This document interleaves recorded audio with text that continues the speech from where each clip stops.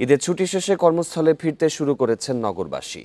মহাসড়কে যাত্রীদের ভিড়ের পাশাপাশি রয়েছে যানবাহনের ধীর গতি। সড়ক ও নৌপথে ভোগান্তি না থাকায় নির্বিঘ্ন হয়েছে যাত্রা। সকাল থেকে ঢাকা টাঙ্গাইল মহাসড়কে চন্দ্রা ও ঢাকা ময়মনসিংহ মহাসড়কে চান্দনা চৌরাস্তায় যানবাহন চলাচল স্বাভাবিক রয়েছে। অনেকটা নির্বিঘ্নে কর্মস্থলে ফিরছেন মানুষ। ধীর গতিতে চলছে যানবাহন, সেই সাথে বাড়তি ভাড়ার অভিযোগ করেছেন অনেকে। বান্ডেল থাকলে প্রতি সেনমানিতে টাকা বাঁচবে। বিকাশ সেনমানি বান্ডেল কিনে জিতুন প্রতি লেনদেনে।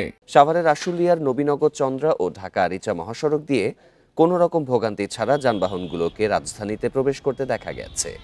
এদিকে যমুনা সেতুর ওপর দুর্ঘটনা ও অতিরিক্ত যানবাহনের চাপে ঢাকা টাঙ্গাইল যমুনা সেতু মহাসড়কের উত্তর বঙ্গমুখী সড়কে অন্তত 25 কিলোমিটার এলাকা জুড়ে যানজট সৃষ্টি হয়েছে। এতে ভোগান্তিতে যাত্রীরা। এদিকে সকাল থেকেই পদ্মা সেতু টোল প্লাজা দিয়ে দক্ষিণাঞ্চলের বিভিন্ন জেলা থেকে ঢাকায় আসছেন যাত্রীরা।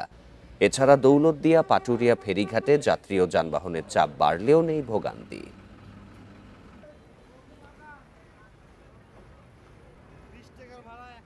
পাকুল্লা একটু জাম পাইছিলাম, মোটামুটি ক্লিয়ার আছে। 400-500 টাকার ভাড়া সে জায়গাটা 1000 করে নিয়েছে।